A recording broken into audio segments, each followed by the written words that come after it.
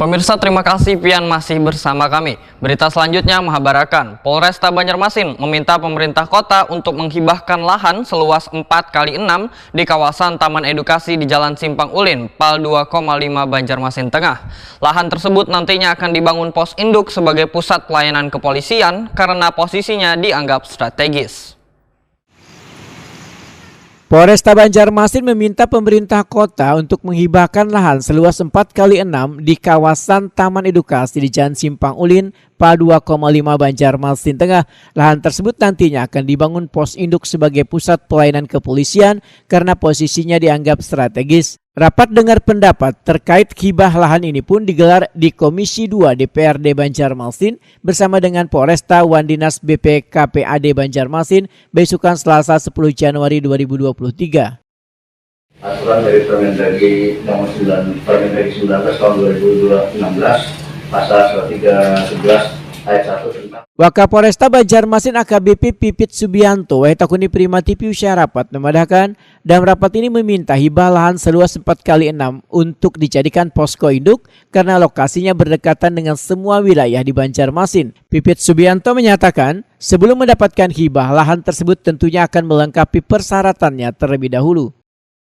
Alhamdulillah lancar, karena kita nanti harus melengkapi beberapa administrasi sesuai apa yang disarankan, apa yang disampaikan oleh dari pemerintah daerah, yang disarankan oleh DPR, khususnya yang di Komisi 2. Alhamdulillah sudah dalam bentuk kita sudah sesuai. Kita tambahkan, dimana hal ini kan untuk bagaimanapun juga tujuannya untuk memberikan pelayanan kepada masyarakat, menciptakan kondusivitas, menciptakan rasa nyaman. Intinya di sini. Itu untuk apa nanti dan untuk hibah itu sendiri? Hibah itu nanti tempat itu sebagai sentra operasi, di mana untuk membackup wilayah sebagai tempat yang memudahkan pelayanan kepada masyarakat, menciptakan rasa nyaman dan sebagainya. Berarti di situ nanti tidak hanya pos lantas saja ya? Dan itu adalah pos induk. Pos induk. Jadi semua pos nanti sentranya di situ. Kita lihat dengan aspek secara geografis, demografi maupun yang lainnya.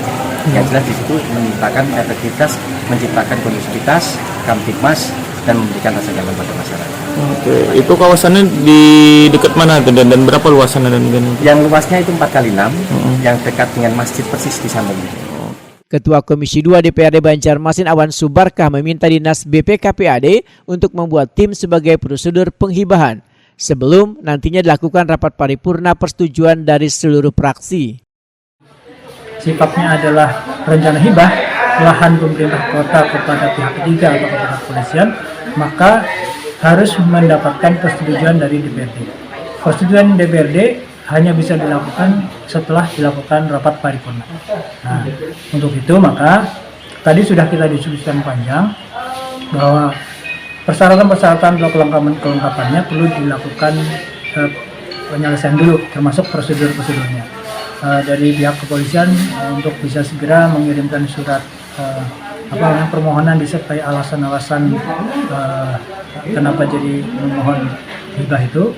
Kemudian dari pihak pemerintah kota harus dilakukan pembentukan tim-timnya, pembentukan tim yang kemudian tim itulah yang kemudian nanti secara prosedural melakukan pengecekan ke lapangan, kemudian persyaratan lainnya dilengkapi dan sebagainya. Setelah itu lengkap baru nanti akan ditindaklanjuti, kemudian kita akan adakan rapat kembali. Setelah itu kalau memang teman-teman sudah setuju, sudah clear, persyaratan terpenuhi dengan baik, tidak ada persoalan masalah hukum, maka baru kita sampaikan nanti kepada rapat paripurna untuk disetujui oleh semua anggota dewan. Begitu Pak. Kepala BPKPAD Banjarmasin Edi Wibowo menyatakan tidak ada permasalahan dalam penghibahan lahan tersebut, hanya menunggu persetujuan dewan.